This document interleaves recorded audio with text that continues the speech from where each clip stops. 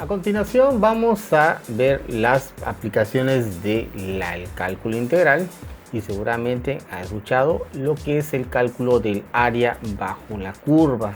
Si tenemos una función f de x que describe una curva que tenemos aquí representado en el siguiente gráfico y deseamos determinar el área que va acotada del f de la función f de x hacia el eje de las x. A eso nosotros lo conocemos como área bajo la curva.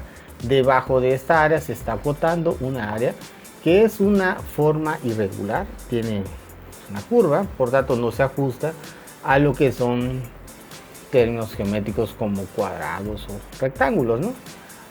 Seguramente recordarán lo que es el segundo teorema fundamental del cálculo y algunas aplicaciones que vimos con sumas de Riemann. Entonces, por el segundo teorema fundamental del cálculo, esto es lo que nos conocemos como el área bajo la curva.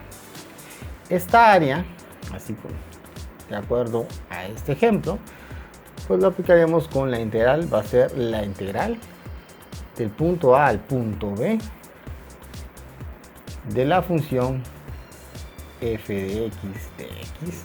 De esta forma determinaremos el área bajo la curva.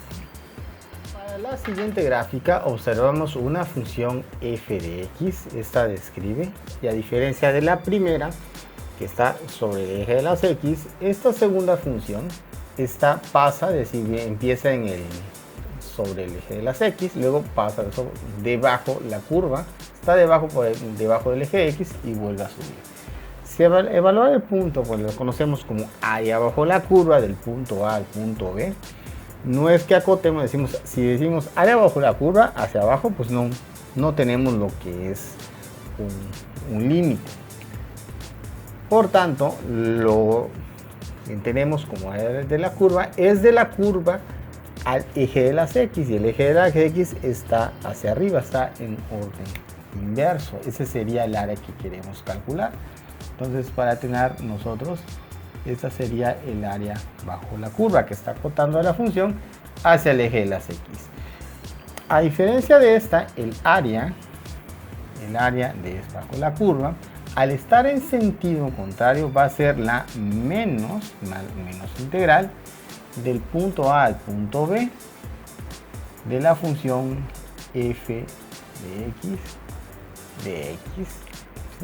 Recordemos que cuando estudiamos lo que son la integral definida, teníamos integral definida que nos daban resultados negativos. Esto es porque en el teorema el área está por debajo y se ajusta agregándole con un signo negativo.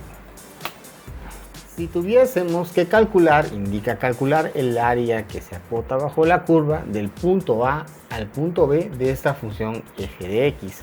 Va a observar que para este ejemplo, la gráfica acá empieza en la parte superior del eje de las x, luego vuelve a bajar y vuelve a subir. Claro que hay que hacer lo que es ir acotando las áreas. Vamos a observar que del punto A a este otro nuevo punto que le vamos a llamar ahora el punto C, se forma una nueva área. Y al estar por encima del eje de las x, esta área, que va a ser el área 1, va a ser la integral de la función f de x, integral definida, del punto A a este punto que fue el punto C. Para esa siguiente área de la función, va del punto C a un nuevo punto, vamos a llamar aquí el punto D. A esta área le vamos a llamar el área número 2.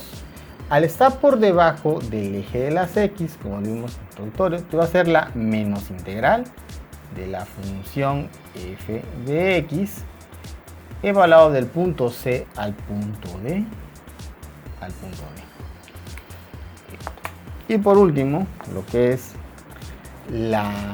para llegar al punto B, va de este punto D al punto B.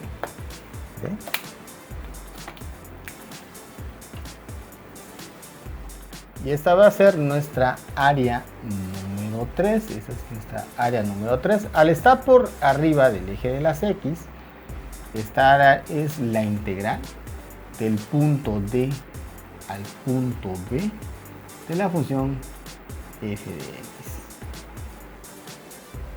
El área total del área bajo la curva de esta función del punto A al punto B sería lo que es la integral, el área 1, la integral del punto A al punto C de la función f de x. Luego va el área 2, que es la menos integral del punto C al punto D de esta función f de x, más el área número 3. El área número 3, este es positivo, de la integral del punto D al punto B de la función f de x de x. O bien podría ser también lo que es el área 1 más el área 2 más el área 3.